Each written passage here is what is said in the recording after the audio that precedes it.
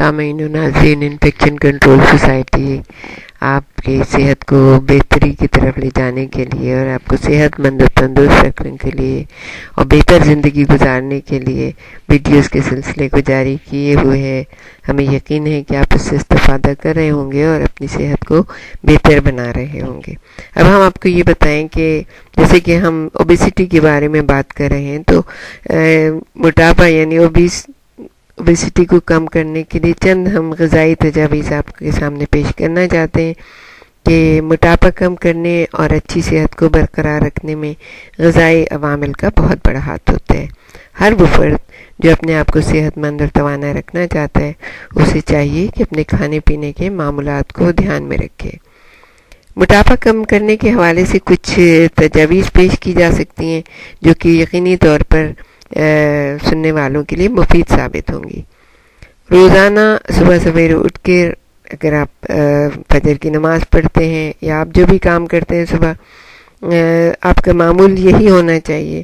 اور اس کے علاوہ جب آپ اپنے آپ کو صاف کر لیں، منہ ہاتھ دھوئیں، برش کریں یا واش روم وغیرہ سے فارغ ہونے کے بعد نصف گلاس یعنی آدھا گلاس نیم گرم پانی، یا کہ موسم جیسا بھی ہوتا ہے اس حساب سے آپ کریں کہ نصف یعنی آدھا مالٹا یا آدھا کنو کے رس کو ملا کر پی لیں۔ اس کے بعد ہلکی پھلکی ورزش کریں، یعنی کہ ہلکی پھلکی واک کریں، اور پھر اس کے بعد آپ ناشتہ کریں۔ اب ناشتے میں آدھی یا ایک روٹی جو بغیر چھنے ہوئے آٹے سے تیار کی ہوئے، جس میں سے بھوسی نہ نکلی بھی ہو، اور اس کے ساتھ بالائی نکلا ہوا ایک کپ دودھ پیا جا سکتا ہے، جس میں بالکل چکنائی نہ ہو، جیسے 1% ہوتا ہے۔ کوشش تو یہ کریں کہ 1% لیں، اور اگر آپ کو فیل ہوتا ہے کہ 1% آپ کو اچھا نہیں لگتا تو آپ 2% لے لیں، لیکن 3% یا 3.5% اس طرح سے نہیں لیں آپ دودھ۔ ایسے افراد جو پوری ایک روٹی نہ کھا سکیں، وہ روٹی کے چند ایک نوالے ایک پکا ہوا سیب کھا لیں۔ اس کے ساتھ ہی ایک عدد ٹماٹر کھا لیا جائے تو بھی بہتر ہے، یعنی آپ کو فل ہونے کا احساس ہوگا کہ آپ نے ٹماٹر بھی لے لیا، سیب بھی لے لیا، اور روٹی کے چند نوالے آپ نے لے لیے۔ اور اس کے بعد آپ اپنے دن کا آغاز کریں، اپنا کام وغیرہ جو آپ کرتے ہیں وہ کریں۔ اچھا، پھر ہوتا ہے تھوڑی دیر کے بعد، یعنی کہ 6 گھنٹے کے بعد عموماً انسان کو بھوک لگتی ہے۔ درمیان میں آپ کوئی جوس لینا چاہیں، ایک آدھ کوئی ایسی چیز لینا چاہیں، جیسے آپ کیلا لے لیں، کوئی سمپل سا کوئی گاجر کھا لیں، کچھ بھی ایسی چیز لے لیں۔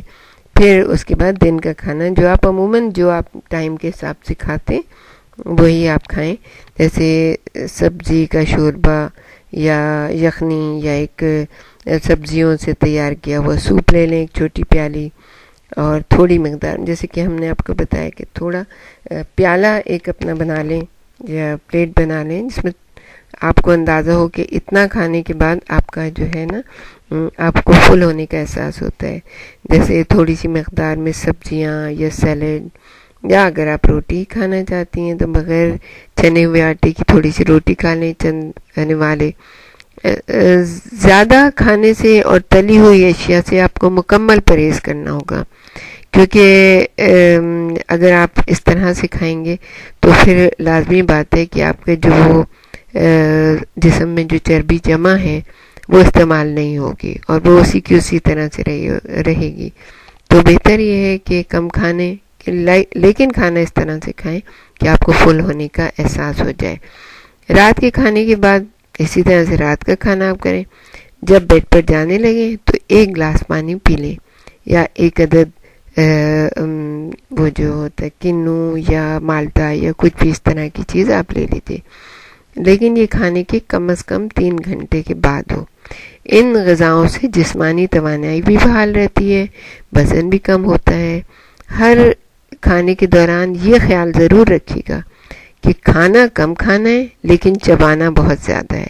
اس سے یہ ہوتا ہے کہ آپ ذرا دیر تک کھانا کھاتے ہیں اور آپ کا مائنڈ جو ہے یہ ریڈ کر رہا ہوتا ہے کہ اچھا آپ نے اتنی دیر تک کھانا کھایا ہے، تو اس کو بھی احساس ہو جاتا ہے کہ آپ نے بہت دیر کھانا کھایا ہے اور بہت اچھی طرح کھایا ہے اور آپ فل ہو گئے۔ اب ہم آپ کو یہ بتائیں گے کہ کیسی غذا کھائی جائے۔ سب سے پہلے آپ اپنا روزمرہ عادات اور کام کا جائزہ لیں کہ آپ روزانہ کتنی ورزش کرتے ہیں، کتنا کام کرتے ہیں، آپ کا کام کا نوعیت کس طرح کی ہے، کیونکہ جیسا کہ آپ کا کام ہوگا اسی حساب سے آپ کو غذا کی ضرورت ہوگی۔ اگر آپ ہلکی پھلکی نوعیت کا کام کرتے ہیں تو آپ کی مطلوبہ غذا کی مقدار ان سے مختلف ہوگی جو کہ دن بھر سخت مشقت کا کام کرتے ہیں۔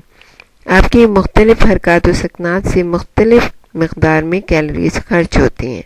مثال کے طور پر 15 منٹ متواتر بیٹھے رہنے سے 15 تا 20 کیلوریز خرچ ہوتی ہیں، یعنی 15 to 20 کیلوریز خرچ ہوتی ہیں۔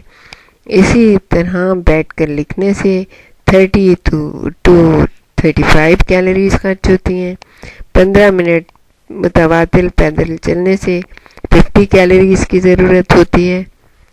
اور یہ تمام چیزیں آپ کو بہت ہی خیال سے دیکھنی چاہیے اور اس کا اندازہ لگانا چاہیے کہ آپ کیا کام کر رہے ہیں۔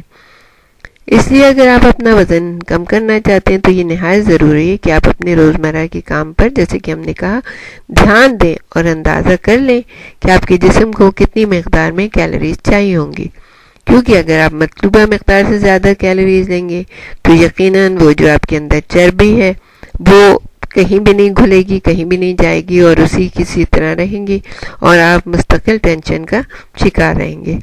اب سوال یہ پیدا ہوتا ہے کہ کیلوریز کون کون سی غذاؤں سے حاصل کی جائیں۔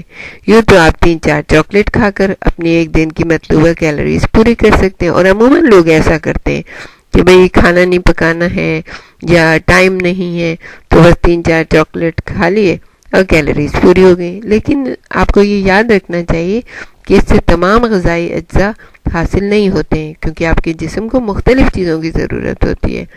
ہر غذا غذائیت کے لحاظ سے دوسری غذا سے مختلف ہوتی ہے، اس لیے متوازن غذا شروع سے، بچپن سے ہم لوگوں کو یہی بتایا جاتا ہے کہ اگر ہم متوازن غذا استعمال کریں گے تو ہمارا جسم جو ہے نا صحت مند اور تندرست رہے گا۔